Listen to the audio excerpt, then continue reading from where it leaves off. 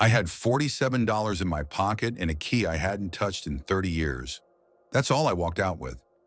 Not by choice, but because my son was standing in the doorway of the house I paid for, the house I built my life in, holding out a stack of papers and saying words I still hear at 3 in the morning when sleep won't come. Sign this and get out. You don't belong here anymore. He didn't even look me in the eye when he said it. My own son, 29 years old. And he said it the same way you'd talk to a stranger who'd overstayed their welcome at a gas station. I looked at my wife, Margaret, standing behind him. 41 years. 41 years of Saturday mornings in hospital waiting rooms and arguments about money and making up afterward and building something together. She was looking at the floor. I signed the papers. I picked up the small bag I'd packed the night before because I knew. Deep down, I already knew. And I walked out the front door without a word. And I drove 4 hours north to a cabin in the woods that my father left me when he died 6 years ago. A cabin nobody cared about. A cabin Margaret called that rotting shack every time the subject came up. A cabin my son laughed at when it appeared in the estate documents. "What are we supposed to do with that?" he'd said back then. "Sell it for scrap?" I never sold it. And when I turned that old brass key in the lock and pushed open that door, I understood why. My father had kept a secret from every single person in our family. From Margaret, from my son, from me. And what was waiting inside that cabin changed everything that came after. Before I tell you what was in there, I need you to stay with me. Because this story, I promise you, gets so much stranger before it gets better.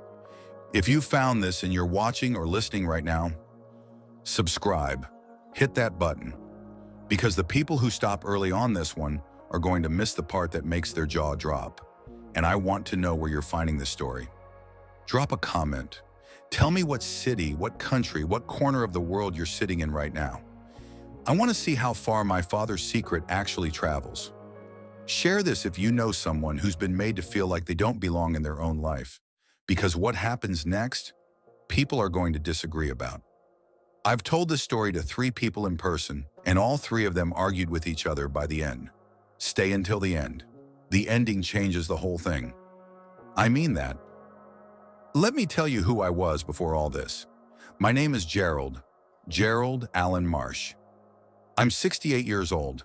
I spent 34 years working as a civil engineer for the county. I am not a dramatic man. I don't raise my voice often. I pay my bills.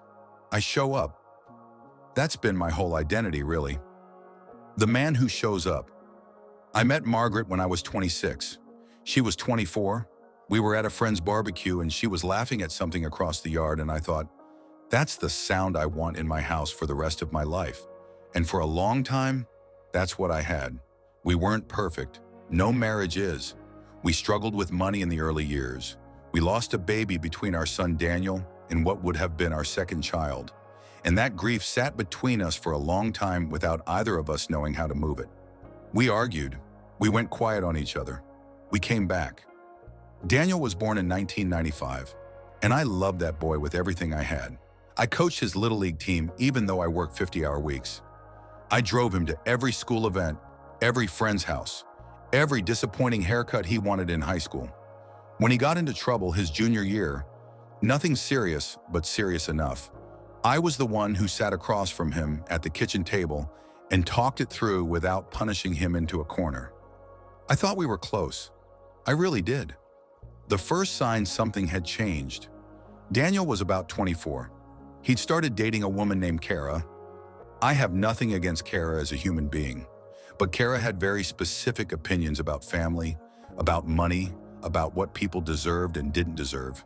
And slowly, gradually, like water wearing down stone, those opinions became Daniel's opinions. Margaret liked Kara. That should have been the signal. Margaret and I had been drifting for years by then, though I kept painting over the cracks and calling it a solid wall. Margaret liked Kara the way she liked anyone who agreed with her view of things. And Kara's view of things included one central idea, that I was the problem. I'm not sure exactly when Margaret started seeing me that way too, but I can look back now and identify the moments. The Christmas I forgot to book the restaurant she'd mentioned once in passing, and she didn't speak to me for 4 days. The birthday where I bought her a piece of jewelry she didn't like, and I found it in the back of a drawer 6 months later still in the box. The evening I came home from a 16-hour day to find her and Daniel and Kara having dinner together, all three of them mid-conversation, and the way the talking stopped when I walked in. Like I'd interrupted something, like I was a guest who'd arrived unexpectedly. I should have said something then. I should have sat down and said, "What is happening in my own home?" But I was 63 years old and tired, and I'd spent my whole life believing that if you just kept showing up, things had a way of working themselves out. They don't. I know that now. The summer before the divorce papers appeared, things moved fast. Daniel and Kara got engaged. Good news, and I meant that sincerely. I offered to help pay for the wedding. Margaret told me to stay out of the planning. I stayed out of the planning. Then Daniel came to me one evening and sat down. First time he'd really sat down to talk to me in months, and told me that he and Kara were going to be moving in, with us, into our house. "Just while we save up," he said. "A year, maybe 2. I said fine. I meant it. I was happy to have my son close. What I didn't understand was that this wasn't a conversation. It was a notification. They moved in 2 months later, and within 6 weeks, the house didn't feel like mine anymore. My chair in the living room was moved without asking. My tools in the garage were reorganized in a way that meant I couldn't find anything. Kara cooked on weekends and never once asked what I liked to eat. Small things, but they added up. And when I mentioned any of it, quietly, calmly to Margaret, she looked at me like I was being difficult. "They're young," she'd say. "You need to be flexible." I was the one who needed to be flexible. In my own house at 63 years old, after 34 years of paying the mortgage. Then one night I came downstairs at 2 in the morning because I couldn't sleep, and I heard Margaret and Daniel talking in the kitchen. I wasn't trying to listen, but I heard Margaret say, "I've been unhappy for years, you know that." And Daniel said, "Then do something about it." I went back upstairs. I didn't sleep at all. The divorce proceedings began 4 months later. Margaret had a lawyer, a good one. I found out later that she'd been consulting with him for almost a year before she filed. While I was showing up, while I was being flexible, she was planning. The settlement was not fair. The house, which I had paid the majority of the mortgage on for 31 years, was to be split. Fine. I understood that legally, but the way it was structured, with the timing and the accounts, and which assets were considered marital property and which weren't. By the end of it, my portion of the equity barely covered a small apartment in town. I had my pension, my savings reduced, and I had that cabin. My father's cabin in Millhaven County, listed in the estate documents, valued by a real estate assessor at $42,000. $42,000 for 12 acres in the woods with a structure built in 1967. Margaret's lawyer tried to include it in the split. My lawyer, younger, less experienced but sharp, pushed back. He argued correctly that the cabin came to me through inheritance and had never been jointly used or maintained. They pushed. We held. The cabin stayed mine. I remember Daniel, at one of the mediation sessions, leaning over to Kara and whispering something, and both of them almost smiling, about the cabin, about what they clearly considered a worthless consolation prize. Let me hold on to that image for a moment, because I held on to it for a long time. The morning of the final signing, I woke up early. I sat at the kitchen table in that house, my house, for a few more hours. And I drank coffee and I looked out the window at the backyard I'd mowed for 30 years, and I felt something I don't have a perfect word for. Not sadness, not quite. More like the feeling of standing in a room you know you'll never be in again. A kind of still, final attention. Margaret came downstairs. She looked at me. I looked at her. She said, "This is better for both of us." I didn't argue. I didn't beg. I said, "I hope you're right." She went back upstairs. Then Daniel came down, and this part I've replayed more than anything. He was in a good mood. He made himself coffee. He sat across from me at the table I bought at an estate sale in 1999 and refinished by hand in the garage. He looked at me and said, "You know this is the right thing, right? You guys haven't been happy in years." I said, "Daniel, you don't know what we were." He shrugged. He shrugged like I'd made a mildly incorrect comment about the weather, and something in me went very, very quiet. An hour later, he was standing at the front door with the papers, and he said what he said: "Sign this and get out. You don't belong in this house, and I want to be clear about something." He wasn't screaming. He wasn't wild with emotion. He was calm, casual, the way you are when you've already decided something is over. That calm hurt more than any shouting could have. I signed. I picked up my bag. I had $47 in my wallet because I'd been waiting on a reimbursement check, and the timing was what it was. I had my car, which was mine outright. I had my phone, and I had a small brass key on a ring that had been sitting in my dresser drawer for 6 years, ever since the attorney handed it to me after my father's funeral and said, "He wanted you to have this specifically." I didn't even know why I'd grabbed it that morning. Muscle memory, maybe, or something older than that. I got in the car. I didn't look back at the house. I drove north. My father's name was Raymond Marsh. He was a quiet man, extraordinarily quiet. The kind of man who could sit with you for 2 hours and say 11 words and somehow you'd leave feeling like you'd had a real conversation. He worked in manufacturing for 40 years. He never made a lot of money. He was careful with what he had.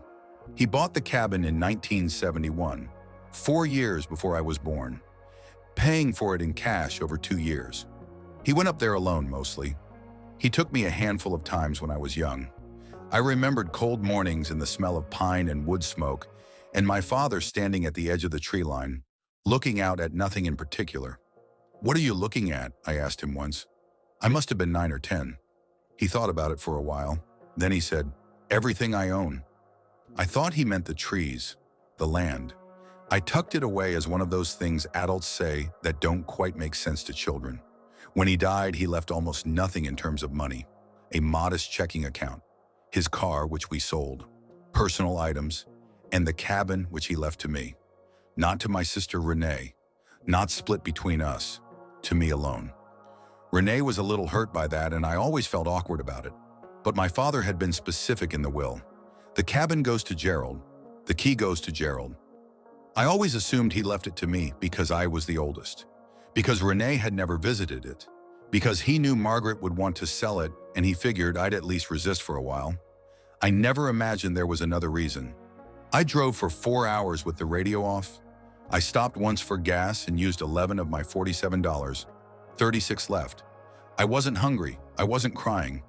I was in that particular state of shock that doesn't feel like shock. It feels like clarity, like everything unnecessary has been stripped away, and what's left is just the road and the wheel and the next mile.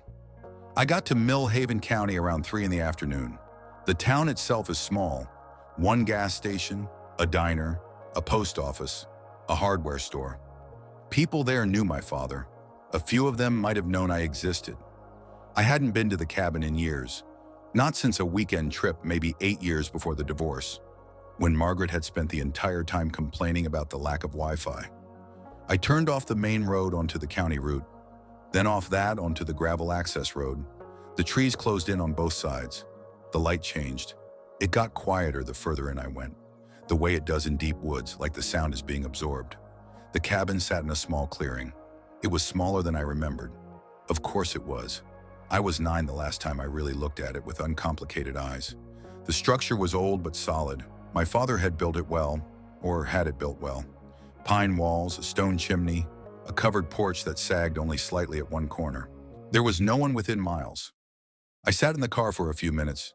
The late afternoon light was coming through the trees at an angle, gold and sharp, and the air through my cracked window smelled like pine needles and rain, and something faintly sweet I couldn't identify. Earth, maybe. Just cold, clean earth. I got out. My footsteps on the gravel seemed very loud. The porch steps held. The front door lock was stiff. 6 years of no use. But the key turned. I felt it catch, felt the mechanism give. I pushed the door open. The smell hit me first. Old wood and dust, and something faintly metallic, and underneath it all, undeniably, the ghost of my father's pipe tobacco. He'd quit in his 50s, but that smell doesn't leave a room. Not really. Not in 60 years of wood walls that have soaked it in. I stood in the doorway for a moment. The main room was one large space, a stone fireplace on the far wall, a heavy wooden table, two old chairs, a kitchen area to the right with an iron stove and open shelving, a short hallway leading to the bedroom, and I knew a small back room my father had used as a study. Everything was dusty but intact. Nothing had been touched. I walked in slowly. I ran my hand along the edge of the table. My father had built this table, solid oak, heavy as a truck. I was with him the day he finished it. I was 7 years old. I walked to the fireplace. Above the mantel there was an old photograph. My father as a young man, standing in front of this exact cabin, squinting into the sun. He looked about 30, younger than my son Daniel is now. I looked at that photograph for a long time. Then I walked down the hall to the back study. The door was slightly swollen in the frame, humidity, years of no ventilation, and I had to put my shoulder into it. It gave with a sound like a breath being released. Inside was a small desk, a wooden chair, shelves of old books, a filing cabinet, and on the desk, a large manila envelope, sealed, with my name written on the front in my father's handwriting. Gerald. Just that. My father had been dead for 6 years. This envelope had been sitting on this desk, in this locked cabin for 6 years, maybe longer. My hands weren't steady when I picked it up. I sat down in my father's chair. The wood creaked but held. I broke the seal on the envelope. Inside there were several documents. I laid them out on the desk one by one. There was a handwritten letter, 4 pages, front and back, in my father's small, precise handwriting. There was a folded legal document. There were 2 more envelopes inside the larger one, each sealed, each labeled in his handwriting. I read the letter first. I'm going to tell you what it said as best I can remember, because I have read it so many times since that morning that I believe I could recite it from memory. He started with what fathers say at the beginning of letters like this, that he loved me, that he was proud, that he wished he'd said certain things out loud more often instead of assuming I knew. Then he got to the point. He wrote, Gerald, I am going to tell you something that I should have told you 20 years ago, but was afraid of how it would change things. It may still change things, but I am gone now and you are reading this, which means the time for fear has passed. The cabin is worth more than anyone knows. In 1987, he wrote, a geological survey company contracted by a regional energy firm had quietly approached private landowners in Millhaven County about mineral rights. They were looking for natural gas deposits. My father had allowed a survey of his property. The results, he said, had been significant. He had been offered money for the mineral rights. He had declined. He had then quietly, over the following decade, consulted with a land attorney and done something that no one in the family knew about. He had incorporated a small private land trust. He had transferred the cabin and the 12 acres into that trust in 1994. And over the years, he had been approached twice more by energy companies, once in 1998 and once in 2004, with offers for the mineral rights under his land. He had declined both times. But in 2004, he had negotiated and signed an option agreement, a conditional agreement giving a company the right of first negotiation when and if he or his heir ever chose to sell or lease those mineral rights. In exchange for signing that option agreement, he had received a payment. He had deposited that payment into a private account held in the trust. The account had been accruing interest for over 20 years. I looked up from the letter. I looked at the wall. I looked at the photograph of my father in the doorway of this cabin. Then I looked at the legal document, the trust document, the account information attached to it, the balance summary dated approximately 8 months before his death, because that was when he'd had it updated in preparation for this, for whatever was coming, for knowing that one day I would be sitting exactly where I was sitting. I looked at the number. I read it 3 times. Then I sat back in that old wooden chair in that dusty back room that smelled like my father, and I pressed my hand over my mouth. Because the account, the private trust account that no one knew existed, that had never appeared in any estate documents because it was held in the trust's name, and my father had specifically structured it to pass outside of probate, outside of any standard inheritance review, that account held $473,000, and there was more. the mineral rights, the option agreement. The letter told me the most recent assessment of the natural gas deposits under those 12 acres had been conducted by the energy company 18 months before my father died. He'd had a copy sent to him. He'd filed it in the second sealed envelope inside the main one. He wrote, "Gerald, I had this valued by an independent consultant. The mineral rights alone, should you choose to negotiate a lease rather than a full sale, could generate an ongoing royalty that the consultant estimated, conservatively, in the range of $30,000 to $60,000 per year. If you sell outright, the offers I received in 2004 have only increased. I believe you could negotiate a sale of the mineral rights alone for somewhere between $800,000 and $1.2 million. I own 12 acres of woods in the middle of nowhere that my wife called a rotting shack." I put the letter down. I looked at my hands. $47. That's what I'd walked out with. That's what they'd reduced me to in their minds. The old man with his worthless cabin and his $47, shuffling off so the real living could begin. I sat there for a long time, until the light outside the window changed from gold to gray to the deep blue of early evening. I wasn't thinking about revenge yet. I wasn't thinking about anything strategic. I was thinking about my father.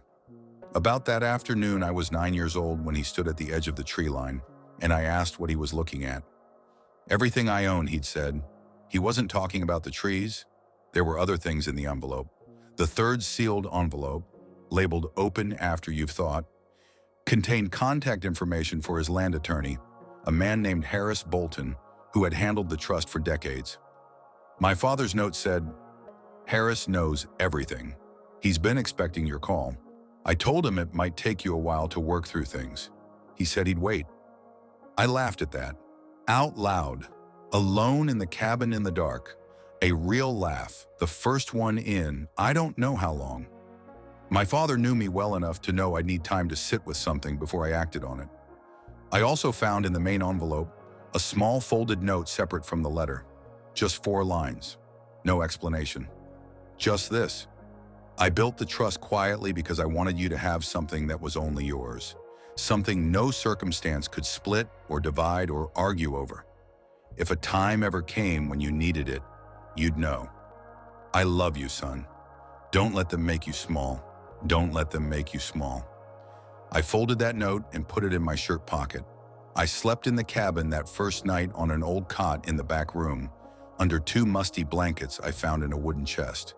I slept deeply and without dreaming, the first real sleep I'd had in weeks. In the morning, I built a fire. I found a tin of coffee in the kitchen cabinet, too old to be any good, but I made it anyway. I sat at the big table my father built and I drank terrible coffee and I read the letter 2 more times. Then I called Harris Bolton. He answered on the second ring. He was in his 70s, his voice was unhurried, and the first thing he said was, "Gerald, your father told me you'd be calling eventually." I was starting to wonder. "I only just found the letter," I said. "Yes," he said. He figured it might be a while. I asked him to explain everything to me from the beginning, slowly, which he did. The trust was fully legal. The account was fully accessible to me as sole beneficiary. The mineral rights were intact. No third party had any claim. The option agreement had expired in 2012, but the company that signed it had since merged with a larger firm that had contacted Harris's office as recently as 3 years ago about restarting negotiations. "They're interested," Harris said. "Very interested. The deposits under your property are more accessible now with current drilling technology than they were when your father's original survey was done." "What are we talking about?" I said. "Realistically." He was quiet for a moment. Then he said, "Gerald, if you want to sell the mineral rights outright, I believe we can negotiate somewhere between $900,000 and $1.4 million. If you want a royalty lease structure, the annual return would depend on production, but I would not accept anything below $40,000 per year as a floor. That's where the market is." I set my coffee tin down. "And the trust account," I said. "The 473, available to you whenever you're ready to transfer it. It'll need to go through a brief legal verification process since your father has passed, but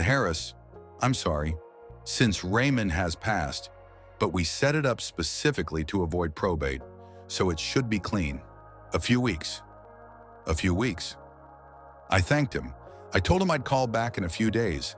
I hung up and sat there in my father's cabin, and I thought about Daniel standing in the doorway, saying, "You don't belong in this house." And I thought about Margaret looking at the floor, and I thought about $47. I stayed at the cabin for 11 days. I want to be clear about what happened during those 11 days because people have assumptions about what revenge looks like. They imagine drama, confrontation, screaming matches, and lawyers' offices with slamming doors. That's not what I did. I cleaned the cabin. I went to town and bought groceries and basic supplies. I called Harris twice more and got all the paperwork in motion. I took long walks through the 12 acres, through the trees, over the creek that ran along the northern edge of the property that I'd completely forgotten existed until I stumbled on it the third morning. I stood at the tree line where my father used to stand. I understood what he was looking at. I also, on day 5, called my sister Renee. Renee is 2 years younger than me, and we have always been close in the way siblings are close when they've survived the same childhood. She didn't know about the trust. My father had specifically not told her, which I'll admit complicated things emotionally. But when I explained what was happening, she wasn't angry. She cried a little. Then she said, "Dad always knew you'd need it more than I would." He was right. I told her I intended to share some of it with her. She said she wasn't expecting that. I said, "I know. That's why I'm offering." On day 8, I heard from Daniel. Not a call, a text. Brief and oddly casual, considering we hadn't spoken since the day he'd handed me papers in my own doorway. The text said, "Hey, hope you're doing okay. Let me know when you're settled." I read it twice. Let me know when you're settled. As if I'd moved to an apartment across town and we'd be back to Sunday dinners in a few weeks. I didn't respond that day, or the day after. On day 10, Margaret called. I let it go to voicemail. Her message was about a piece of mail that had come to the house with my name on it. She left it there, she said. I could stop by whenever. I did not call her back. On day 11, I called Harris and gave him the go-ahead to begin full negotiations with the energy company. I also initiated the transfer of the trust account. Then I drove back to town. Not my old town, Millhaven. I went to the small real estate office on Main Street and I had a conversation with the agent there, a woman named Patricia who'd been selling property in the county for 30 years and knew the Marsh name because of my father. I told her I was thinking about building. She looked at me over her reading glasses and said, "Building what?" "A house," I said. "A real one, on the property." She smiled slowly. "Your daddy's land." "My land," I said, and that was when it started to feel real. Word got around. Small towns are small. I don't know exactly how it reached Margaret and Daniel, whether through mutual friends, through Renee, through the general atmosphere of information traveling. But within 3 weeks of my cabin visit, Daniel called me directly. This time I answered. He opened with small talk, stiff, uncomfortable, the kind of small talk people make when they're trying to find the door to the real conversation. I let him look for it. Eventually he said, "I heard you're doing something with the cabin." "I am," I said. "Like, selling it?" "No," I said, "building on it." Silence. "Building what?" "A house, Daniel." More silence then. "How are you? I mean, where is the money coming from? For that?" And there it was, the real question, delivered so quickly after the pretense fell away. I didn't answer it directly. I said, "Your grandfather was a thoughtful man." Daniel didn't know what to do with that. I could hear him recalibrating. "Look," he said, and his voice shifted into something I recognized, the conciliatory tone he'd used since childhood when he wanted something. Things got heated. I know I said some things. "You told me I didn't belong in my own house," I said, quietly, evenly. "You handed me papers at the door." Silence. "I'm not calling you to argue," he said. "I know," I said. "I'm not arguing. I'm remembering." He didn't have a response to that. "I hope you and Kara are well," I said. And I meant it, genuinely, which is maybe the strangest part of this story. I wasn't lying to be polite. I actually hoped they were well. Anger had moved through me and left something more complicated behind. "I'll call you when there's something to see up here." I hung up. Margaret called 2 days later. This conversation was longer, more painful. She had heard more details than Daniel. I suspected through Renee, though Renee denied passing along specifics. Margaret was not angry on that call. She was something worse. She was wistful. She said, "You never told me the property might be worth something." "I didn't know," I said. "Not until I got there." "You could have," she started. Then she stopped. I waited. "We could have gone there more," she said, "if I'd known." And that sentence right there, that one, I've turned it over more times than I can count. Not because it made me angry, because it made me sad. Because after 41 years, after everything, the revelation that changed her thinking wasn't who I was or what we'd built or what was worth saving. It was the money. It was always going to be the money. "Yes," I said, "we could have." I didn't say anything else. We were divorced. The settlement was signed. There was nothing to undo, nothing to renegotiate, no legal avenue she had to the cabin or the trust or anything my father had left me. Her attorney had tried and failed. What was mine was mine. "I hope you find what makes you happy, Margaret," I said. She started to say something.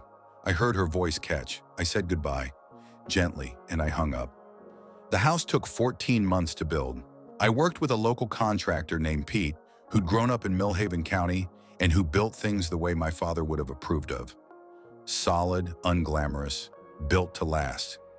3 bedrooms, a study with good light, a porch wrapping the front in the east side, looking into the trees, a real kitchen, a fireplace that drew properly. I kept the old cabin standing. It sits about 40 yards from the new house, at the edge of the clearing. I've cleaned it up, but I haven't changed it. The photograph of my father is still above the mantel. The table he built is still in the main room. On the nights when I want to think, and there are still many such nights, I go in there and I sit in his chair and I remember. The mineral rights sale closed 8 months after I first called Harris.